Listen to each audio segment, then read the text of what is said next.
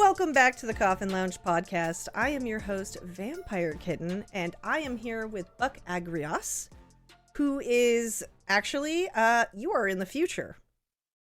I am. Yeah. I'm a day behind you. Welcome. So where are you currently situated in the world? So right now I'm in Melbourne, Australia. So this is my home base. I travel around a lot, so I do pop up in various time zones, but this is my main home base. Yeah. Perfect. All right. So I'm glad to have you on the show. I've actually been wanting to talk to you for a while. You do so many cool things in the Australia area. I hope is that a good generalization? Yeah. Yep. That'll do. So you have House. You are a contributor to magazines. You do a Vampire Ball every year. Yeah. So you have a lot going on. You wanna how did you get started in all of this? Oh, I know that's a really big broad question. that's a big one. How did what in community or in events or? I guess kind of both. I feel like events always lead to community. So like how about when you really decided you wanted to go out and like do big like the Vampire Ball. Let's start there. Okay. Yeah. When you decided to go out and do the Vampire Ball, how long has it been since you started that, and what made you go, I need to do this for the community? Yeah, cool. So it's fairly recent. The Vampire Ball, we're coming up to our second ball. So, it's an annual ball, but we've only done one so far, with a second one coming up on the 11th of April. I think a moment of madness made me go, hey, I can do this. Anyone who's put on events knows exactly the stress and the panic and the late nights and early mornings that go into it, but it's for the community and very much authentically about community and for community. We've got a bit of a trend at the moment where there's lots of balls popping up. Everyone who can play a soundtrack and some flashing lights is running a ball these days. So we've got an interesting take on it. But my Vampire Ball is about community. It's not a commercial-driven event. And it was driven by a want and a need and a way to share and celebrate our culture and our vampire community here in Australia. We're a small community, but I was just about to ask how large it was. Yeah, look, there's a lot of us out there, but there's also Australia's a massive, massive land. It's huge, and like our land space of Australia is pretty much the size of the United States, essentially. Right. But our population is 25 million people. So it's not a lot of people, and we're spread out. And also just the innate culture in Australia is often very private. We don't get involved in each other's business. We sort of let each other be. It's a little bit of that ex-convict mentality kind of that comes through in part of Australia's iconic culture. So yeah, we're spread out and we approach things very cautiously and we keep very private. So to have a ball and go, hey, we're living vampire community and real vampire community, come along. It was a big thing to sort of do, and it's working. It's the first ball sold out, and it was a wonderful success. What's your attendance? What was your attendance for the first one? It's a small event, so 200 people. Oh, that's yeah, I've seen so much of your it's Carpe Noctem, right? Oh, yeah. Okay, yeah. So I've seen so many advertisements because that's what I get them all the time because vampire stuff. So I see them all the time, and I'm like, this looks so much bigger than now that you've told me it's only 200 people. I'm like, that's pretty. You guys have you got your marketing is amazing. And I thought it was much bigger than that. Like, to be honest with you. Look, hopefully it will get that way. I come from a background of the arts and theatre, and I've been producing shows and so forth for a long, long time in my life. So I approach these kind of things with the same mentality. So approach cautiously, start small, and really listen to what people are asking for, and engage the community to be part of it, and then it will grow with that. And we've already seen a part of that happen. The idea of the ball initially was to be a little bit of that beacon, that, you know, come out wherever you are moment. And it worked. It's been wonderful. So I have had a number of people reach out in various ways from community, and some brand new to community, some that have been around a long, long time and lurk in the shadows, as many of us do for a lot of our time in community. So yeah, the idea of the ball, because it heads into our darker season. So it is just at the beginning, leading into Samhain in the Wheel of the Year concept, or heading into autumn. So it's the beginning of the death season here. And the idea of the ball is to kind of act as the psychopomp, to open the gateway to head into that darker season, to start to explore that journey and that underworld journey. So the ball itself also has a ritual aspect to it as well, which is exactly about that. It's about doing a symbolic sacrifice to open up that energy in the gateway. And also for us, it's a way to feed the vampire current itself and drive that energy to that very current that connects us all. Right. That's fantastic. I love that. So speaking of like rituals and things, you are a witch as well. So how long have you been involved? Like, are you eclectic? Like, what's your path? Like, what do you kind of do, and how long have you been involved in that? So witchcraft, like vampire stuff, it's sort of hard to really pin at one's really how long were you in community and when did you awaken versus so I've been exploring witchcraft on various levels. I was a haunted little child, but as far as like actively learning and practicing, since my sort of early 20s, late 90s, early 2000s. Okay. Honestly, you know what? Now that you've mentioned awakening, we haven't actually discussed that on this show at all. Okay. So you've actually touched on something that, like, I usually talk to a lot of members of the vampire community on here, that we just kind of talk about what they're doing and everything, but like we don't talk about the details of like what vampirism is. So I think that you bringing up awakening is a really good segue to a conversation. So I'm gonna so typically, for those who are listening that don't know anything about the vampire community or that sort of culture, is that when vampires are younger, or people that identify with vampirism as a whole, they go through a quote unquote awakening. That's like what it's called. And essentially that's when they sort of realize that this is the lifestyle, the path, the spirituality, what have you, depending on how you feel about vampirism, because there's lots and lots and lots of paths and directions that it goes, that's kind of where they start. They've awakened now, and they want to learn about how feeding works and all the other little bits and bobs that come with it. Hopefully that was I don't know if that was a good definition.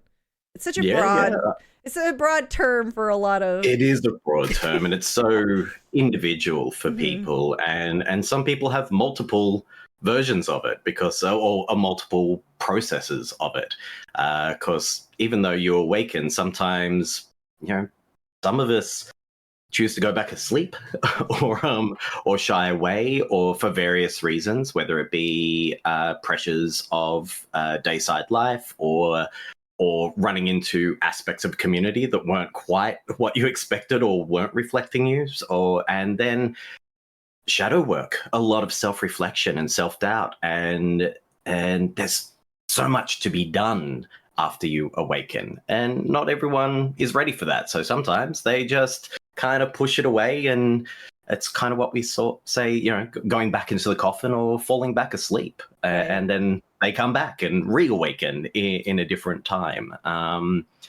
But yeah, awakening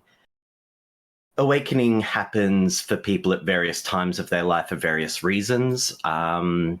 It is the vampire puberty in a way. Essentially, yeah, because it's never pretty and quick. I sort of feel like it's where you like the base of it is where you start looking into the community and seeing what's out there. And that's why I think it's really exciting, kind of circling back to your vampire ball. That's really exciting for your area because it doesn't sound like it's something that has happened there before. Have you had other events? No, not. There's been sort of vampire themed balls necessarily, which are a bit more just a Halloween costume kind of event, but not a community created event like this. Not where I am. So yeah, it's been wonderful because we really have had some people who have been newly awakened who have come to the ball and actually found that connection of community. And one in particular was really special to me because this young vampire, straight away across the room, I could see that there was something going on with them. That current that you feel, right. And that of the blood resonance. And they approached me and nervously talked about, real vampires. So you're real vampires, aren't you? And we had that discussion. It's like, oh yeah, you're not alone. It's okay. And that made it all worth it. That made the whole the whole pressure, the late nights, the stress of putting on an event, all worth it because someone had what I didn't have. And I came into the vampire community in the mid-late 90s. So 96, 97 is when I was awakening as such. So I was about 17 at that time. And yeah, I didn't have a lot of community. And here in Australia, obviously I've already talked about we're quite sparse, but this was when I was awakening. It was the beginning of the internet was fairly new back then. So honestly, we had back in the day, there are a lot of resources that are not around anymore. Like Sanguinarius is gone. Yeah, Sanguinarius, Sphinx Cat. We Drink had Deeply and Dream. All of those. Oh my gosh, I totally forgot about that one. I'm a wayback machine of this stuff in my own head. There was Vampire Church, and the temple, the Vampire Temple is still Temple of the Vampire or Temple of the Vampire, still the same website. I know, still the same stuff. Like, are they still around, or is it just like a forever website? Like, is somebody just still paying for it? People still pay membership for it, and they have produced more books, expansions upon the Vampire Bible. It's just I saw it like 2 weeks ago, and I was like, wow, nothing has changed on this website at all. The rest of the site looks exactly the same. Yeah, it's great. It's kind of wild going back and looking at that. I was like, everybody else is gone, but this one. This is a pillar that has remained. Yeah. So I saw that you have a house as well. Yeah. When did you start that? So the house started just before the ball, essentially. So the year before the ball. So the house opened in what year are we now? I forget time. 2025. So 23. 23 was when the house officially opened. Yeah. Okay. So, and that came from, we had a bit of in-person community that was coming together here in Melbourne, and because I was doing a fair bit of online virtual world stuff during lockdown, and I was involved with some of Father Sebastian's events that he was doing virtually, and I also was running other sort of nightclub events virtually, running the Vampire Lounge as a virtual Vampire Lounge as part of a virtual nightclub as well. And because of that, local communities started to realize, oh, there's someone here I can speak to, connect with. Yeah. And then it was asked, would you open a house? And I was very reluctant for that because I've been very independent my whole vampire life, and what I'd witnessed from the outside of vampire community and vampire politics over the decades has definitely made me go, you know what, I do not need that in my life. I've also been very involved in witchcraft community and being in a role of leader or facilitator for different groups and committees and things like that. So the idea of taking on a role of leadership. Yeah. Yeah. But also I wasn't sure if it was what was needed of me, and I'm very, very careful to make sure that, is this something my ego is asking of me, or is this something that's authentically needed and not necessarily about me? Right. And until I can answer that honestly, I sit with it, and the house really came together organically, and the naming of it was a process as well, which because it's the House of Agrios, and someone who is here going, well, it's not all about me, but I'm naming the house after me was a struggle, but the name itself connects to a magical world, and it's connected to Dionysus Zagreus, a god, and this epithet itself refers to, well, it means of the wild. Right. So it is of the untamed, of the unbound, and of the wilderness and of the wild itself.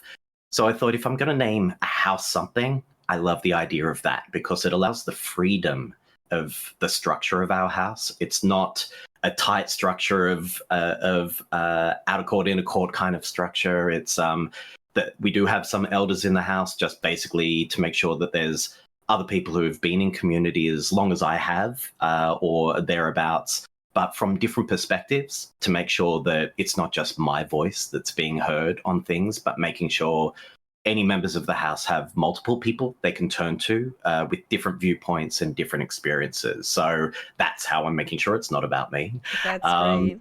Now, outside of that, there are other vampires or people that are just going through awakening or finding their feet, finding their way. And I do have a number of people who connect with me, and I spend time chatting to them. I offer my time and support as far as providing ideas of what they could read, areas they could connect with, community they could find online as well, and letting them sort of start to feel their way and get to know them. And if over time it's right that they then join the house or be invited to the house, they are. But my dayside world, I do a lot of training. I've been a trainer for a long, long time, and I write training materials and so forth. And then in my magical world, I've been trained as an initiator and a teacher of a witchcraft tradition that I'm in, and I facilitated events and community for a long time. So teaching and mentorship, I guess I should say, is something that's really important for me. Again, it's that, what didn't I have that I wish I had? And the way I facilitate the mentorship is really a freedom of exploration, where I can just simply be a sounding board and making sure that they're not doing anything too extreme or too crazy, but go explore the things and read the things that I don't necessarily agree with what's been written, but it's good to read them. It's good to know what you don't know. And yeah, some resources I'm just like, what am I reading? But I mean, like, I'd rather read it and have that knowledge and go, that's maybe not something I think is great, and understand that that's something I maybe don't think is great, versus like other resources where I'm like, okay, this person actually looks like they're part of the community and want to express new ideas, and I think that's great. So yeah, I think reading everything is probably really important. So I love that you are putting yourself out there like that. Have you ever You are putting yourself out there a lot. And I was wondering, does your night side and day side like ever overlap? Do you ever have moments where people like recognize you from like, they're like, I think I've seen this guy before somewhere, don't know where, but probably at the ball or something. Well, look, if they're at the ball, then what were they doing there? Right. And that's fine. And if they find me, then what were you looking for? You found me. Yep, my day side world and my night side, they're not separate. I really do live very authentically. Having said that, my daytime job is nothing to do with this, but my daytime job allows me to travel the world and have incredible experiences and experiences in a lifestyle that is not mine. So I'm very grateful for it, and I have to be certain level of care around it. But also, I've been doing it for a long time, so I'm comfortable with if anyone was to approach me and go, "Oh, hey, what's this vampire thing you're on about?" It's like, we can chat about it if you want, but you get to a point. Well, I found that I could get to a point where it's a little bit of, I have to be true to me. And, I'm in my mid-40s now, and I'm comfortable with who I am. So being authentic is very, very important to me. And trying to find ways to do that safely in my daytime life is important. That's great. So I'm also looking at, aside from your work in the vampire community, you also brought the queer male pagan community together. Well, I was involved in doing that. I didn't single-handedly awaken the queer witches. Sorry. But yeah. I mean, you started bringing people together, or you were involved in it. Yeah. How did you get started with that? Because that's actually really interesting. A lot of people don't realize that witches can be anybody, anything, any gender, anything. And a lot of people have this like stereotype that witches are all women, and that's not really a thing. It's like witches are everybody, from all sides and spectrums and life, walks of life. So how did you get involved in that community? Same process of how I got publicly involved in vampire community. Was the witchcraft community was just part of me and part of my spiritual practice as pagan and a witch. And I started to find a need and a gap and answers that I wasn't getting for me as a gay male witch. And a lot of that came down to looking at what was being offered in that space in community. This was a period of time when we were off the back of the 90s movement of witchcraft revival, which we saw the birth of Wicca kind of stuff. Right. So it was really packaged for the masses, and let's brush away anything that looks too spooky off of it, and let's try and hyper heteronormify this kind of stuff and goddess kind of structure. And with that, the queerness of witchcraft was wiped out completely, almost completely. So to try and find where that queer sits and where there was representation of the divine that reflects ourselves as queer community was really important to me. So I started to build online space and then in-person space, and it grew. Queer Pagan Men Australia, we had regular meetups that were in 3 different states of Australia, so one whole side of the country essentially in the capital cities, and that was regular. And we had regular big group gatherings and a big group ritual and things like that. So it was really special, and it was wonderful to help people find that reflection of divinity in themselves as queer, and unpack some of the bullshit heteronormative rubbish that was really being overlaid, and start to explore things beyond binary approaches to witchcraft. Right. So it was a very rewarding part of my personal life and spiritual world, and professionally as well. After 9 years, I stepped away. I had built up and done a lot, and I was also going through a process of, I had been initiated into a tradition for men who love men as well, which was an American-based tradition. So I was part of bringing that tradition to Australia. I was the first to be initiated outside of the United States in that tradition. And I was becoming an initiator and a teacher in that. So I needed to refocus my energies for that. And also, through that whole process, the fangs kept tapping at me as far as the vampire aspect of myself that I had kept very secret through this whole period of time was really coming to the forefront. And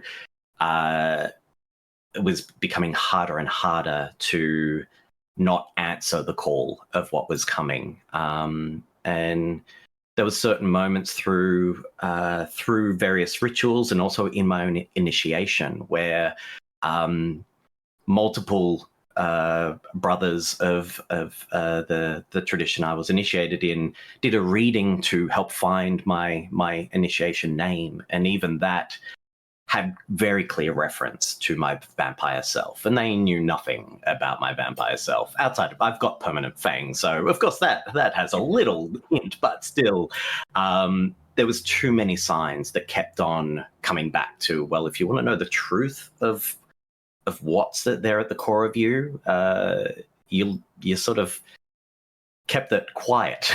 and yeah, because I awakened quite young, and my community was mostly online, and then a little bit in person. And in the early 2000s, anyone who was around online in community then saw the flame wars and the shit show that it really became. And a lot of us just kind of went, you know what, I'm not here to fuck spiders. I'm here to just get in and be real. So I don't need this in my life. And yeah, focused on other stuff. And then slowly, through my pagan world and witchcraft world, it brought me back. So yeah. That's good. Yes, I remember those message boards and the community. And I feel like at some point, a lot of people just took a step back because it was so toxic, and so there was no structure of how a community should run. People didn't know how to talk to each other on the internet yet. I mean, they still don't know how to talk to each other on the internet, really, really, realistically. But you know, I always feel like looking back at doing this podcast has made me reflect on that time. And I feel like I did my time in that community aspect to the point where I'm like, okay, I have other things that I want to do. I really want to be involved. I really want to just kind of keep an eye on things. But like at some point I took a big step back myself, because it was just so much politicking and drama, and there were like literal crazy people out there like hurting other people. Like it was wild. I was like, I don't need to be involved in any of this. So I also personally took a step back. But I think what the vampire community is looking at it now, there are a lot of good eggs. There's a couple bad eggs in that basket, but there's a lot of good ones these days. Mm-hmm. And I feel like they're trying really hard to like literally like resurrect the community in a way that is positive, in a way that is filled with understanding and love, and not I'm trying to tread lightly here, because I know the people that listen to my podcast are like, I remember that, and so I have to tread lightly here with how I say this. But it was not great, and I'm glad to see that things are gotten. have gotten better. I will say I do have run-ins periodically with people who I didn't agree with back in the day, and they still have not changed. And I think that's really unfortunate. I don't know if you ever have those kind of interactions with people. Oh, yeah. But I'm just like, aren't you tired? Like, aren't you tired of being mean and rude to other people and thinking you know what's best for everyone else? Like, but then I have the one people... true wayism of it all. Yeah. Yes, and that's really... it's just hurting the community overall. And what you and some others that I've had on the show have been doing is what's needed. Like, I personally think it's what's needed, because there's guidance there's love, there's community. And before we started the show, you had actually mentioned that you do a combination of public and private teaching ritual stuff. I kind of want to touch on that. How does the general public, like, okay, so obviously you do your private rituals with your house or with your coven. I don't know what your grouping is called for your witches, but you obviously do the like sabbats and all those things. When you do public type stuff, how is it received, and how do people come and talk to you? What kind of questions do they ask, sort of, is kind of what I'm getting at. Like, what does the general public think of the things that you do for them? Yeah. Look, when it comes to ritual work and so forth, a lot of that is in witchcraft community. That my history of that, and especially doing anything public, and public, it's all very set up to be a safe, inclusive space, that nothing's too challenging, nothing's too overwhelming, and we dial down, or we do in silent, the stuff that we don't necessarily want seen. So it's just coordinated a certain way. Most of my ritual stuff that's been in group has either been through either witch camps, through like reclaiming witch camp community. Cool. I'm initiated in the Unnamed Path, and that's a path for men who love men, and they have regular sort of witch camps, essentially, in the States. So I've been part of doing rituals there. But yeah, because I have been public in that space, and yeah, you'll have people just walk on by and stop and listen and then want to have a chat, and I'm open for that. I'm you develop a pretty quick bullshit meter and also a good survival instinct, so you measure as you go. I don't do as much of that anymore. My focus is bringing my own personal practice and what I've discovered, particularly in the overlay of magic in vampire community and how I engage in vampire community. I've been sharing some of that through, I've done workshops, written my own materials around that. And I also write for one of the magazines I write for, which is Horns Magazine. It's an erotic occult magazine. It's an American magazine, and I'm a regular contributor. And I write on my journey as vampire, but in a magical perspective. And I share in that a lot of my more ecstatic approaches to the vampire energetic work and to the witchcraft practice, I guess, or the magical practice. When you read a lot of magical works for vampires, a lot of it's very bound in traditional sort of left-hand path, levee kind of structure, or high magic kind of structure, and it's not my bag. It's not my shtick. So, have you thought about writing, like, a book? Like, publishing your own stuff? Or is that not... Yeah. I can definitely see it in my future. I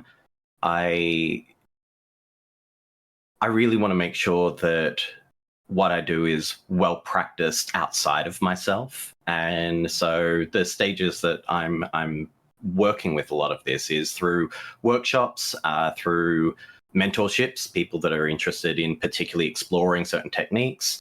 So yeah, I know there's a huge gap particularly in this approach to how we engage with that spiritual, magical aspect of vampire.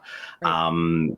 Like, and the same sort of thing with witchcraft. I myself, a lot of Wicca is often the McWicca. I have respect for lineage-based, like Gardnerianism or Alexandrian witchcraft and lineage proper structured Wicca. It's not for me, but I have respect for that. But a lot of Wicca that we see is really just eclectic, watered down commercial mishmash, and that was never for me.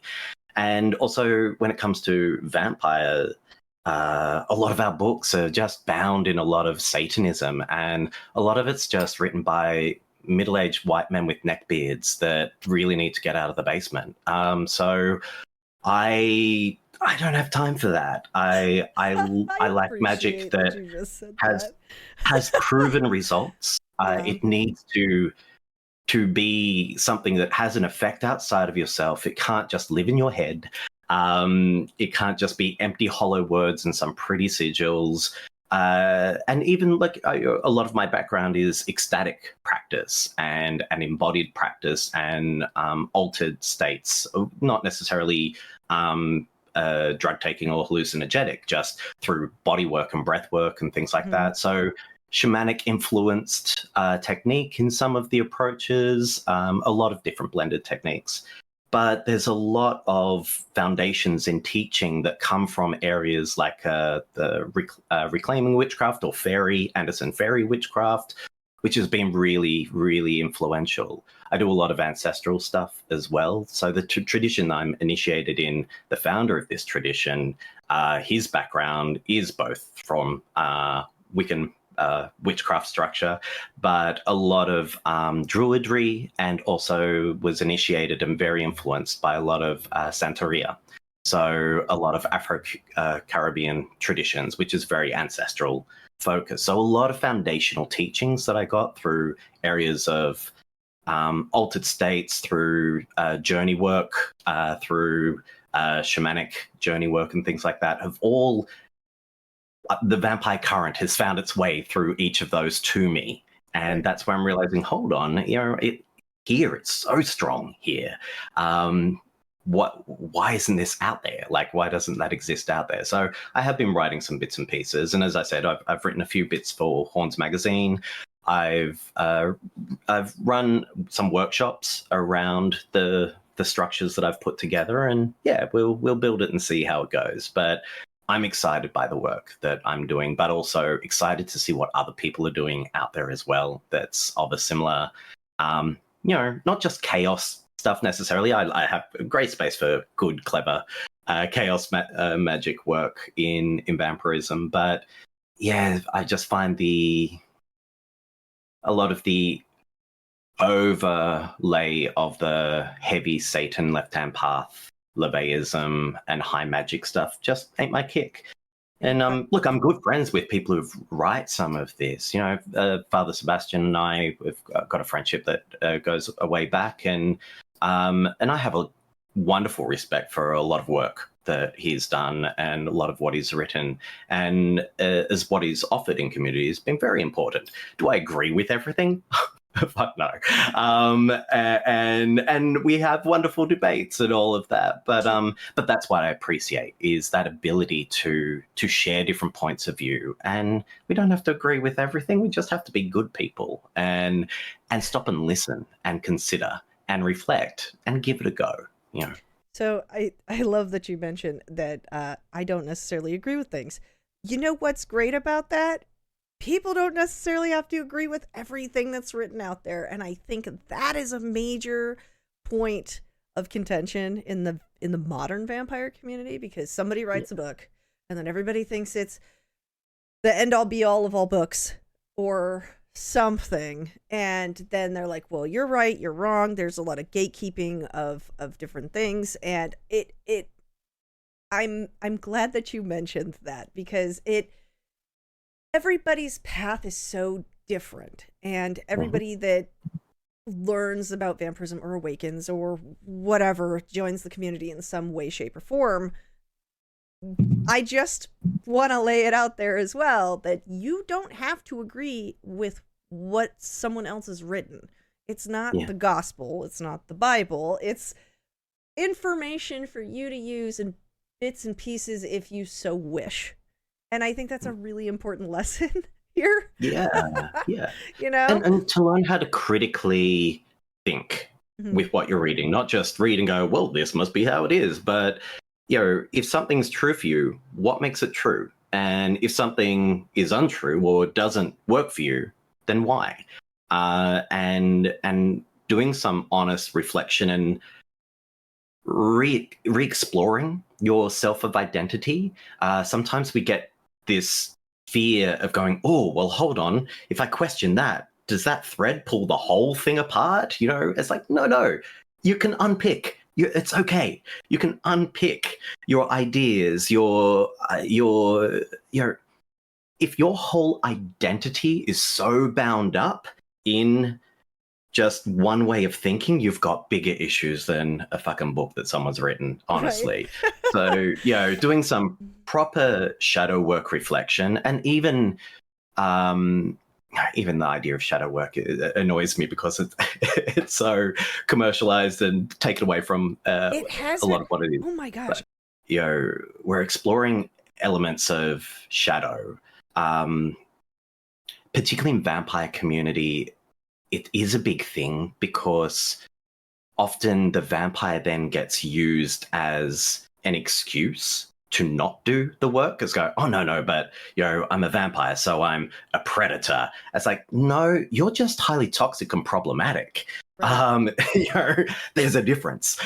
So I find very much in vampire community, there's a big need for authentic shadow work to unpick and separate those elements that we excuse of our behaviors, of our reactionary responses that could be bound up in trauma, in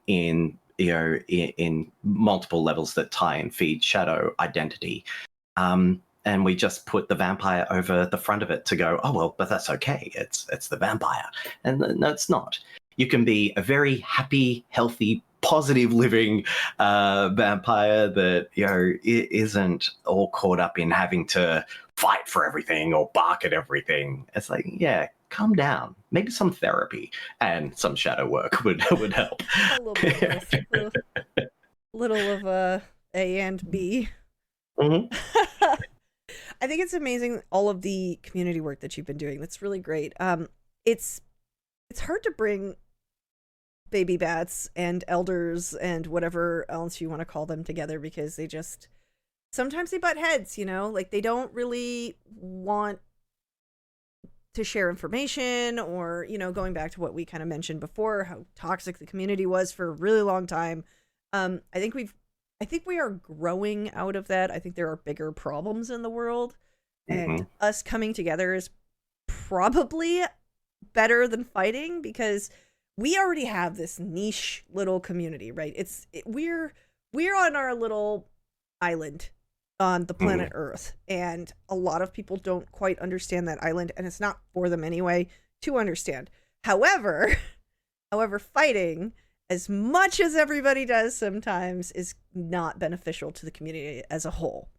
And I think the work that you were doing is very necessary. I think it's very noble to start something in a place that no, just hear me out. It's very noble to start something in a place brand new, that the community, you don't really have a community. And I think that's amazing that you have done that, because now you're bringing together all these people who are like, oh, maybe I can come out of the shadows, and maybe I can participate in a greater community and be part of this thing.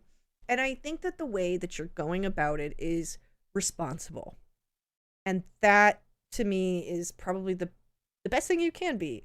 You're putting yourself out there in a really difficult manner, like in a really difficult setting. And I think that the work that you're doing is very, very cool. And thank you. I'm glad that people have a place that they can go to in your country, in your space, that because there's not really anything. I mean, we've got houses and things here. We're scattered. We're a mess. You know, we know we're a mess, and everybody's got their local communities, but nobody's really coming together on a more global scale. There was Voices of the Vampire Community for a little while. That is kind of not really around anymore. There's a couple of like Facebook network groups that I think are pretty solid. But there's not like a global vampire community where we can all be like, hey, this is the thing that we do, and we're all kind of part of the same culture and community. So I think it's super cool that you do that. Sorry. Yeah. I just had to tell you. I think it's very, I and that's why that. I say it's noble, because you're doing something that hasn't been done before, and that's scary. Like, that is so scary. Yeah. Oh, look, I've got to admit there are other vampire houses here in Australia. Again, we're very spread out, and I am careful to make sure that I'm offering what is relevant locally, because I don't feel confident building a community that is of service to someone that is, 10, 12-hour drive away from me, let alone the other side of the world. So it's, there are others doing it in their own way, and I'm always open to be of support of that. And I'm not trying to tread on anyone's toes or be, one true wayism about it. I'm just offering what I can for what is being asked here, and trying to listen to that and evolve and grow with that. And I think one of the comments you made there about the different ages and communities. Some of us who went through those hard earlier days of it, I think that's also why there's a little bit of a gatekeeping for some of the elders, because there's that mentality of going, well, you don't know how hard I had to fight for this, so why should you just be handed it? Uphill, backwards, through the snow, with rocks in their shoes. But it doesn't mean the new generation should have to fight. What was that fighting for? It was so you didn't have to. And remembering that, I think, is important for certain elders in community to go, hey, calm down. They're not taking anything away from you. They might take that information and help it grow. They might throw it away, and it means nothing to them. It's not about you. Don't take it personally. Just offer and engage, and know that by sharing that with younger generations keeps your story alive in that, and keeps the origins and the truth from your perspective relevant as well. Even though in a new age things have changed, so certain ways have no place anymore, but knowing why those ways once had a place is important not to forget. So allowing space for that conversation to happen is so important, and remembering the art of listening and the art of true conversation and debate, where we can sit in comfortable space of different perspectives and not listening for what we don't agree with, but rather listening to what we don't know, honestly, and listening for what is new, or listening to what's inspiring or something that resonates. Right. Not just listening for that one thing where you're wrong. Because we get very stuck in that, and without getting political, we are in an environment that's affected globally for a period of time where true discourse is being lost in division, and it's us versus them, rather than, I know we're all one, having individual experiences that's a shared experience, so let's find out how we share. So yeah, pulling that into vampire community is important. And there are others out there doing it. As you said, there is some other people, newer blood coming through, that's doing some incredible things in that space, and it's really wonderful. So moving forward, what are your plans for the future? I mean, we've got the ball coming up. Yep. What do you have past that? Like we mentioned, or I mentioned that maybe books, maybe not publications, not sure about that. What do you want? What are you growing towards? Yeah. Part of that I don't know. It's in a creative space at the moment, and something about the House of Agrios is that every member of the house is actually an artist in some form or another, Interesting. which is really exciting. We've just found each other, and every single member is in the arts in some form or another, which is amazing and creative and speaks to Off the Wild Public itself. art pieces. Just saying, Oh, public yeah, art yeah. pieces. Like you could bring everybody together and everybody could work on public art pieces. Love that. Well, that itself can be a ritual. Right? So, like Yeah. our first vampire ball, we had a ritual offering, which was in a form of shibari, and they were then covered in fake blood that everyone was welcome to come and lick off of that body throughout the night. So that created a very interesting interactive art piece. We've got a different version happening this year, which is very exciting. Taste? How did it taste? I have to know. How did it taste? Because you said fake blood. Was it candy? I got it. Now we've got to know. We have to know. It's a basic old school recipe that it's not cinema worthy, but it's basically just strawberry syrup and chocolate syrup together, and you just add a little bit of food coloring to balance it out.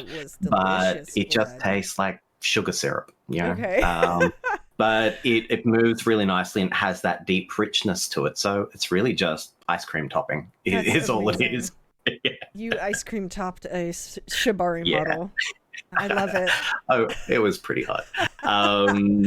But yeah, look, as far as that, our house literally had a meeting all about that. What is the new version of our mission statement, and what do we stand for, and what do we want to achieve? And a lot of it is around supporting our artistic projects, and a lot of our artistic projects speak to the identity or experience as vampire.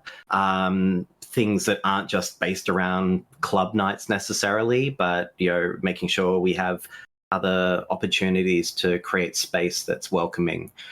So we will be restarting the Vampire Lounge, which is actually where the Vampire Ball began as a Vampire Lounge originally, which was a pop-up space. It was happening regularly at a nightclub down here, but setting up some vampire lounges that are open for public to come and attend and meet the vampires and learn a little bit about community, and particularly for those that are newly awakened or not sure what's going on, they can listen and learn a little bit and have an opportunity to talk with vampires and demystify some of the stuff around it.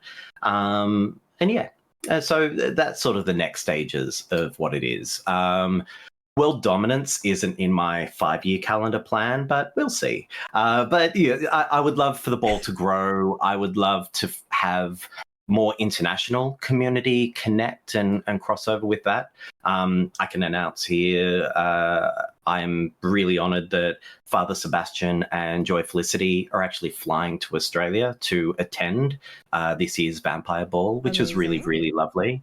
And that's not in a business commercial sense by any means. It's simply just Father Sebastian has been a wonderful support for me and a good friend of mine for a long time. I'm not a member of Sabretooth, and we do things quite differently. We just have a wonderful love and appreciation and respect for each other. And yeah, he's deciding to come on out and explore Australia. So I'm really, really happy that he's coming to the ball. But I'm friends with a lot of members of community, then some of them don't necessarily get along, and that's okay. It's their business. It's not mine. It's not my journey. I stick to what's relevant to me and with the people I'm engaging with. I don't get caught up in politics. I've lasted over 25 years in vampire community by not getting caught up in politics. I have opinions, though, but I'll express them directly. And if people ask me directly and have conversations with me, that's how I engage. Yeah, I have no time for the rest of it, the drama. So yeah, I'm really blessed to have made a number of wonderful friends with members of community, mostly in America, some elsewhere. But yeah, it's really, really lovely to sort of keep those connections and find how our communities, though our worlds are so far apart and quite different, where we cross over and where we can learn from each other and what we can teach each other and how we can support each other in these various spaces. You know, for me to travel on my own as much as I do in these different environments, to be held and welcomed and honestly, authentically listened to and supported by community has meant the world to me. And whether it be Gotham or House of Marley, things like that, there's been a lot of beautiful moments, particularly New Orleans in 2023 Halloween. There was a whole variety of different houses and elders that all came together, and a lot of them put their stuff aside and just were authentically there to connect and share. And I was openly welcomed into that space as I was launching House of Agrios. And that meant a lot. That was so incredibly special to me. So staying true to those people and authentic relationships and real friendships above and beyond ego and drama is what matters to me most. And yeah, seeing that growing community, I think, is healthy. I think the community is going towards a really good direction. At least like within the last few years, I can see the stark difference there has been versus before, when we were talking about the 2000s versus now. I think post-COVID, people realize that we need to come together. Mm-hmm. And I always say that COVID is the best and worst thing that's happened to me, because the quarantine and everything, because I learned a lot about myself, and I learned a lot about how people work. Just kind of watching as things have evolved and changed so much in the last few years. I think people were tired of fighting. And I think that's really important that they learned that, because we all had to come together during that time. Like, we had to spend time with we were forced to spend time with each other online. The people we hated the most all came together. And I think it's really special that people are starting to realize, okay, let's do something bigger here. So I think that the community has grown. I think it's changing a lot. I think that there's still a lot of chaos, but it's not the same drama that it was before. And that feels really good. I think it's also great that you're almost like a vampire emissary, because you have traveled into these other spaces that, like, I've visited a few spaces. Like, when I lived in Los Angeles, there were a lot of people that were traveling in and out of that community, and it was interesting to see how people were received and going to like public events and things like that versus what you're telling me. I think it's really cool that you have gone and visited all these houses and people are welcoming you to you, but that's important because they don't have that sort of external person to come in and be like, hey, what's going on? How are you guys doing? I'd like to learn from you. It's a positive force on those houses that are kind of closed off. Yeah. It again, it is that there is that change, and I to echo your sentiment there, we learnt a lot through that forced united experience of going, oh, hold on, we really are all in this together, aren't we? And some swords got laid by the side, and I'm not dismissing people's beefs. There's authentic reasons people are very pissed off at each other. I get that. Does that mean I need to be pissed off with both of them? Not necessarily. So I don't buy into that. It's, if my relationship with you is dependent on my loyalty to your grudge or the fact that someone wronged you in a certain way, we've got to have a deeper discussion about what this is. I'm an incredibly loyal person, and I will stand up for what I believe is right, definitely. And if something is involving me or about me or directly associated with my world, then yeah, of course I'll get involved right away, and I'll have a very clear conversation, and we'll either come out of it hugging or hating, and that's okay. We can walk away. And I don't have to be everyone's best friend. I'm fine with that. I'm perfectly comfortable with that.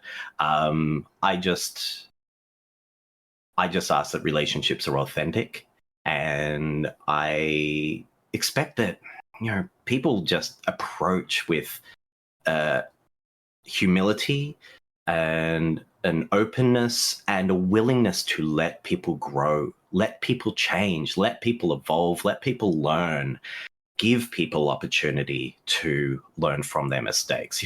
None of us can be throwing stones in this glass house, I'm sure. And particularly in vampire community, we've all got history. And that, I'm not saying that to excuse certain behaviors. There's lines, and yeah. So, I mean, the things that I learned, unless it involves me, I don't want it. I don't drag me into your beef. Like, share your drama. Fuck, I'm always here for the tea. I fucking love the popcorn of it. Like, don't get me wrong. I don't cock an eyebrow for without practice. But in all honesty, my lips are sealed on so many secrets that because they're not mine, and I feel like we're very similar people in that. Like, a lot of what you just described is how I am too. These like as I've gotten older, I'm like, I don't need to involve myself in any of that. Like, I'm good. You did mention that people do change and grow from their original, like, early opinions and things, and I think that's actually really important to also mention in the vampire community, as a lot of things that I learned very, very, very long ago, and the things that I had done and the beef that I had, or things that happened with people that I was involved with, I have also grown. I've also become a bigger person, and I've let a lot of that shit go. But a lot of people don't let shit go.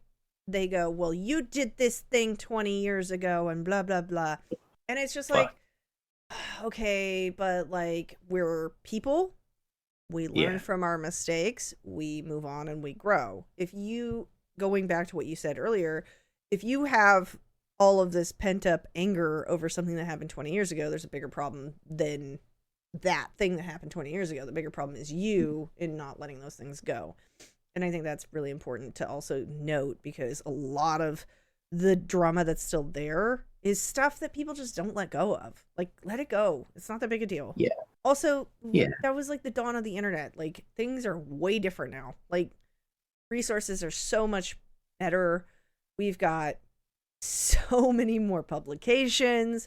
We had like 5 resources back in the day. Like, it's not all going to be the same. It's all going to be different, especially now that we're global. We're worldwide. Like, we are now talking to each other, and I think that's important to just note, because people don't let things go. Yeah, definitely. Look, I think I had frosted tips 20 years ago, and I can forgive and forget that and move on. I'm not the same person. So, like, fuck, there's so many things that we regret, and I'm sorry I forced that vision upon people. But, like, we make mistakes. It's okay. But again, it's all about evolving and growing. And if we stop learning, if we stop evolving, if we stop challenging ourselves and reassessing what we believe to be true, then we die. We don't continue. And that's individual, that's metaphorical, that's very true physically, but also as community more than anything. So being open to that, I think is key. And yeah, we're seeing it, and I'm excited. There was a period of time. Obviously, I stepped away a lot from community because I was just overwhelmed, and it was toxic and was hideous. But it was teething. It was teething. Period. And we were building identifiers, and because we're already other, the want and need to solidify what that other is in a safe, no, this is what it is, became so needed out of desperation and fear, and in doing that, we hurt ourselves, and that was necessary. It was teething. It was a process where we got hard identifiers. Have we since unpacked a lot of those understandings or those concepts? Some of them, yeah. Some of them are still being written in new books the exact same way, which is hilarious. But overall, generally, there's more nuance and careful analysis and careful reflection. And also, we've got more language around it now. We've got terminology to better identify and express those things. And for me, how I identify as vampire, I'm like a tick list of a bunch of them. Like, it's kind of, I have to sit in this category. It's like, no, but I do that, and I do that, and I do that. And so yeah, there's different ways of approaching it. And even with my own house, as I mentioned earlier, about having different elders in the house, is that they have different experiences and different identifiers in a way to me. If we put ourselves in a box with a label, but we don't. But I like the idea of the innate vampire, because my aspect comes through not as an archetype that I put on, but rather something that comes out and expresses itself and reflects in what someone would call the archetype. So it's a different approach of a similar concept, but quite different. So my expression is what we call innate vampire, where others like Satanists or Left Hand Path will often do archetype version. And I don't begrudge that or say that's any less a vampire than me. Just their version. Yeah, their expression, their identity, what echoes for them. And we're allowed to have these conversations now. Where back in the day, we literally had, real vampires, no psi, no and things like that. Like, none of those allowed. Saying no psi, Keep out. No role players. No role players. God forbid any form of lifestyle come into vampires. But we're sitting here with fangs. Like, yeah, I mean, love it. Look, it's fun, okay? Yeah. No, I think it's actually, I'm glad that you actually mentioned we take ourselves very seriously here. We're very seriously on this. We're very serious people on this podcast. 100%. Everyone that I have interviewed has been a very serious person. Actually, going. I'm glad that you mentioned the role playing aspect. A lot of back in the day, they had Vampire the Masquerade. It was very prevalent, and there was a lot of crossover. I actually had a conversation on one of my other podcasts, or one of my other episodes with Michelle Belanger. They had mentioned that they had written some role playing games, like some. And on top of that, there was also role-playing going on, and then the crossover was really rough back in the day with the two. Like, you couldn't be a gamer but also be in the vampire community, because that was like a no-no, because like then you were just a LARPer. You know what I mean? Like, there was, going back to the like categorizing everything, thankfully, we have all grown past that and can do the fun things that we want to do and write, games and things now. I feel like the crossover, there's probably like a Venn diagram somewhere there, you know what I mean? Like, there's so much crossover, like the goth with the gaming and the the vampire. It's just all its own thing at some point. But I feel like we're all very similar in like the things that we enjoy, because the things that we enjoy tend to be a little bit more fun or lighthearted or even role play aspect type stuff. Going to a goth club and dressing up and wearing fangs and contacts is just one aspect of the lifestyle, and that's completely. Not everybody does that. Yeah, it's just exactly. Like a couple of like it. You know, some people really enjoy that. Other people, they live in solitary situations and they don't do all that stuff. So. Yeah. A lot of them do. Yeah, look, it's funny. I feel a lot of that pushback, particularly against role players and things like that, was we're trying to be taken seriously, so stop messing around, or we're not that fantasy people. It's like, yeah, no, we're not. We're allowed to enjoy the fantasy, but. I think a lot of it in those early days was because we're trying to establish something and teach people about something very real here. So stop bringing in your fantasy world into it. And I agree with don't bring that into it. Yeah. I get that. But a lot of early days of vampire community, if you look at, the American vampire community, I shouldn't say vampire community as a whole, because unfortunately I get annoyed when I hear a lot of particularly North Americans talk about the vampire community as no, you mean America, or you mean the USA specifically is what you mean. But anyway, when you look at Gotham and things like that, a lot of origins, they began in roleplay gatherings and things like that. Mm-hmm. And I've heard Michelle mention they've talked about themselves going to role play events and things like that, and it was great because you could, the vampires pretending to be humans, pretending to be vampires, how avant-garde. That whole concept was real. It was it was a place to put on that extra mask and then start to sniff around to go, well, hold on, what brings you here? Right, here is maybe more than just a LARPer or a body player. Yeah, what are you getting out of this experience? What need do you have to be here? Is it just as character expression, or is it self-expression? Right. And that's where a lot of communities started to find each other. And I think we need to be careful not to get stuck in the old ways of thinking about roleplay community, because back then we were fighting for authenticity. Yeah. Now we understand why, but also we don't need to anymore. And so many of us are tied up in blend our worlds of communicating with each other through roleplay language. Like literally the first Black Veils that was written was literally just a rehash of Vampire Masquerade laws. And it's evolved since. Just because it began from that doesn't, diminish it. Some things have to start somewhere. And ideas have to start somewhere. But, I mean, I'm not going to just pull bylaws, out of nothing. Like, I totally understand. I get it. A lot of, when I go into the vampire community type message boards and stuff, a lot of people still, like, have hangups about that. And I'm like, well, where do you expect this was supposed to start? Like, I don't quite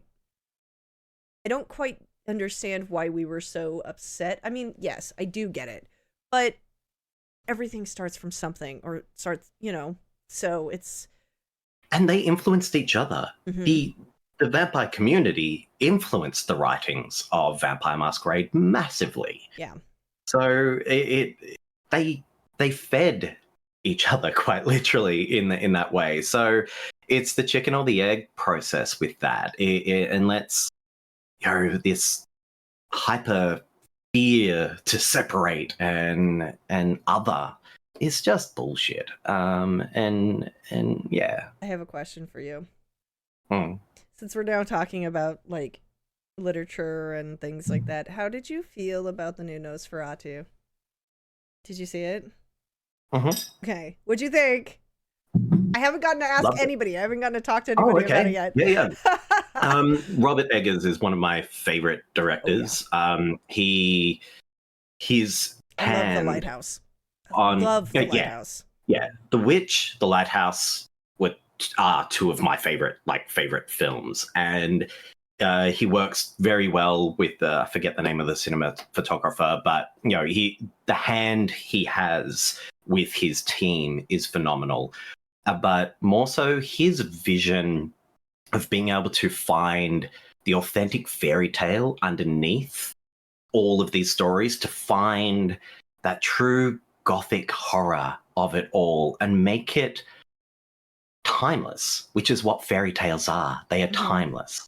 And he finds that. So within The Witch, and the level of research and authenticity in that, right from costuming to language to accents, is mind-blowing. And his personal relationship with Nosferatu is really, really quite special. Like, this was the film he always wanted to make, kind of thing. So, and you can see it. You can see the love that's in it, the passion, the research is beyond belief. As far as it's not the same Nosferatu, and it's not meant to be. Nosferatu was a ripoff of Dracula. Exactly. So what he was able to do was find, Nosferatu ripped off Dracula, yes. But what it was doing was Nosferatu actually found the fairy tale in it. So he actually went back to that origin of it. So that's why it was Nosferatu, not Dracula, and not the Nosferatu that we know, which is really just a soft Dracula in disguise. So I loved his originality. I loved that he brought new elements to it, but wrote them authentically, gave them a real world to live in, rather than just tack on something that was just an aesthetic choice or things like that. Though that prosthetic penis may have just been an aesthetic choice. I don't know.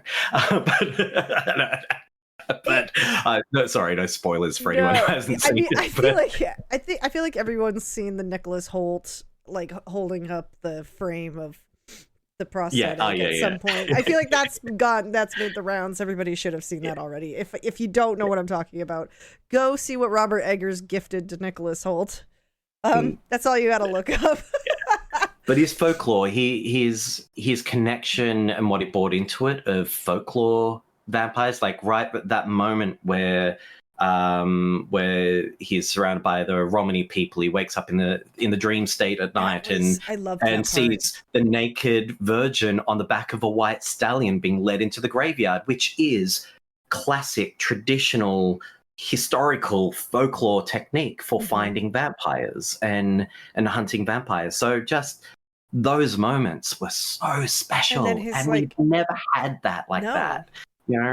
We Dracula, Francis Ford Coppola's, he layered in so many symbols, and he took from folklore and then just a whole bunch of fabulous aesthetics, and it's a fever dream of a film, and really in its own way it's perfection and also horrific, but I love it.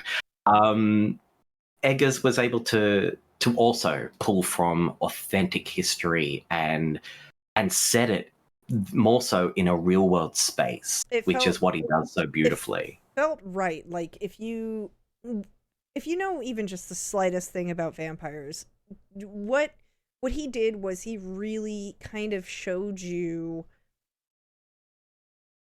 He didn't just show you Nosferatu. He showed you all of the ways in which they were trying to find him, in which they lived around him, in which he lived. Like, they showed you all of that. If you pay attention, there are very interesting things that he really did his best to create this world. And I think I really appreciate that. Yeah, and just, taking from that true folkloric vampire. He's not...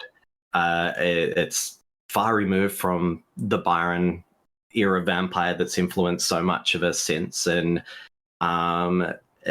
so to have a story being told from that perspective and that version that sits in history is really cool, and that beautiful blurring of the lines between, this was very real, and hold on, where does this magic come in? Where does this mystery come in? so setting it in that real world state is really clever. And again, like the witch, he did the same thing. Took very traditional practices of witchcraft and also fears of the culture and the overlays of he did a very religion at the time. Similar thing in Northman as well. Yeah. If I don't know how much you know about like Viking lore and things, but like very little things, like for example, there's a scene where the Valkyrie is like shouting at the camera.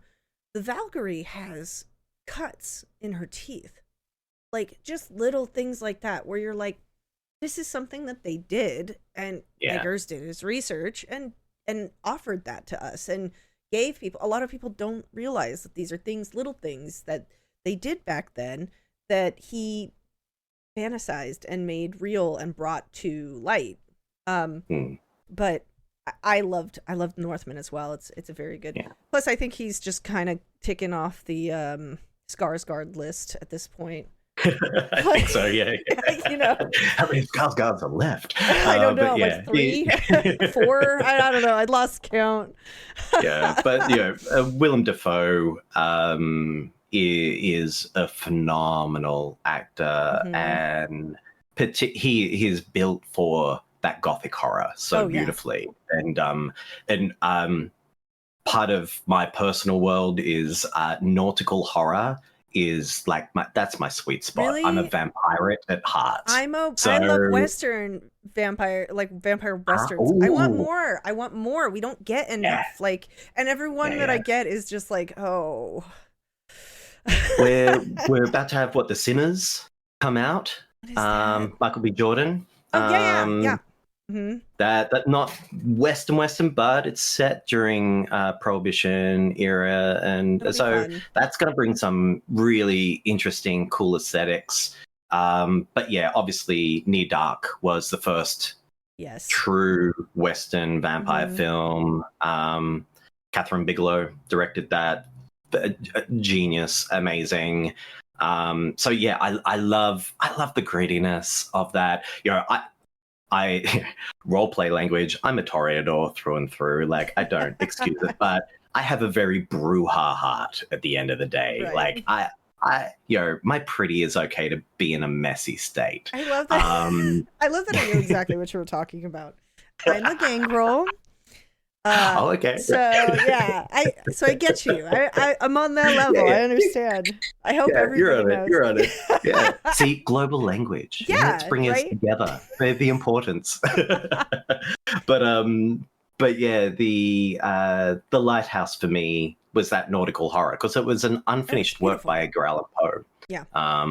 And yeah, that grittiness, and Willem Dafoe just like chewed the scenery down in that performance. Like his